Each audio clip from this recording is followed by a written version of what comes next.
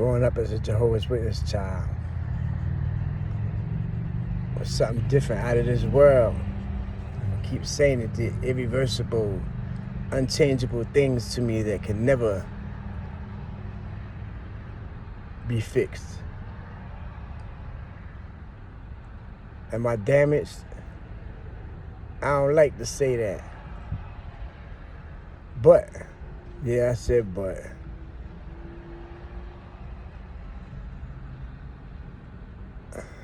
I've seen too many things, and learning the so-called truth, learned the real truth.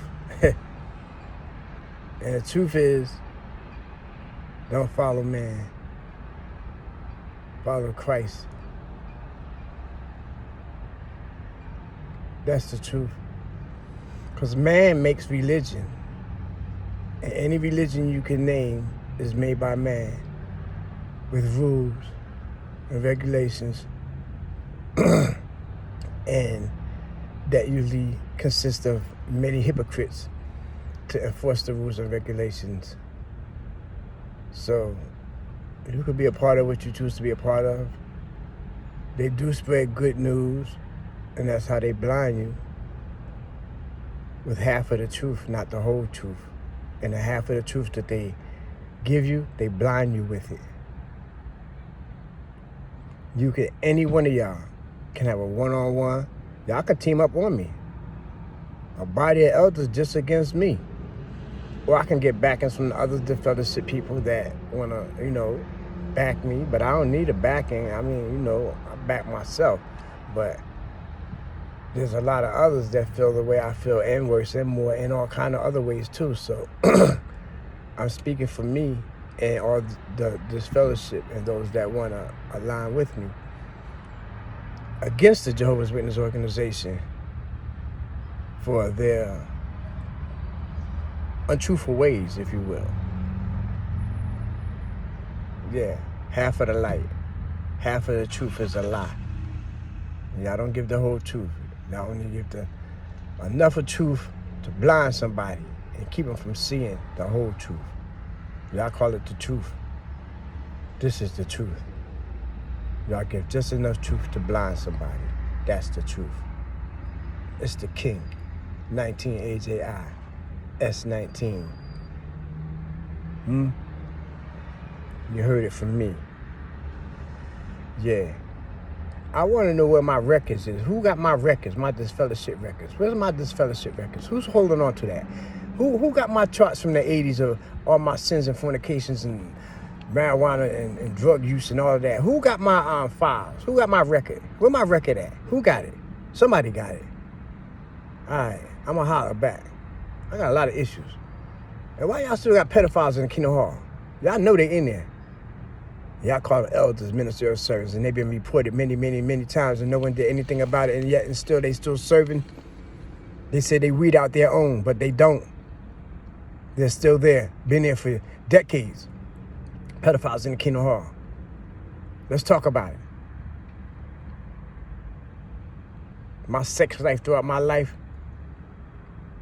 yeah, wow, off the hook, off the chain, bam.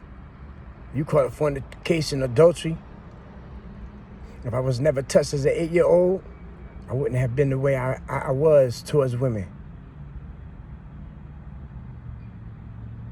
I was good. I was awesome. Not well, I still am, but hey, but I'm not active. I'm currently celibate. I'm awesome with what I do. You heard? From learning from women, all older women, in the Kingdom Hall Jehovah's Witness. In the Kingdom Hall, not just the organization, actually physically in the Kingdom Hall is where I got my lessons at. Physically in the Kingdom Hall. I used to get all my kissing lessons. Certain females would just take my young ass and just throw me against the wall and just start kissing me down. Like, won't have me pinned up against the wall. In the Kingdom Hall. Yeah. Put my hands all over. Man, older women used to teach me so many things about women because I would never tell. But they would tell. See, that's how it works. If you tell, that's it. It's a wrap. But if you don't tell, they'll tell someone else that it was an awesome time, and he don't tell. And then they'll come get you, and then they'll tell a friend, and then they'll tell a friend, and then a friend will tell a friend. All friends who won't tell. That's how it go. I was a young kid. That's how I learned everything, because I was young, always with, I was always in my whole life younger than everybody who I was with. So I graduated 8th grade when I was 13. Went to high school when I was 13. Graduated when I was 17. Went to the working world when I was 17. Cocaine was just introduced to America. It was the in thing to do. And I worked right where everybody do what? Bam. What you think gonna happen? Don't nobody even know to talk to you about drugs back then.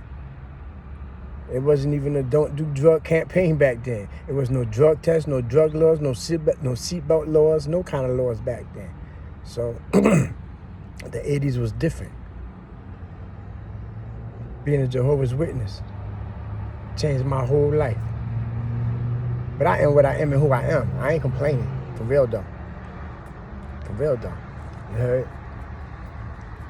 I ain't complaining at all though. It is what it is. Oh, that's too bright. Close that back up. No, the other way. Yeah. Being a Jehovah's Witness child. Something different. Now I'm all grown up. And I'm talking about everything. Because there's a lot to talk about. Yeah. Picture your child having intimate oral sex at the age of 8. Getting done and doing it. Got his little hard little thing up with some girl. Loving it so much that he'll never tell anybody. Because it's a feeling he never felt before, and he's loving it. He's just all up in it. Can't wait for it to happen again. Word gets out, and it happens again, and again, and again, and again, and again, and again, and again, and again, and again, and again, and again, and again, and again, and again. Growing up as a Jehovah's Witness child. I got so many stories. I got to go right now, but I'm going to holler back at y'all.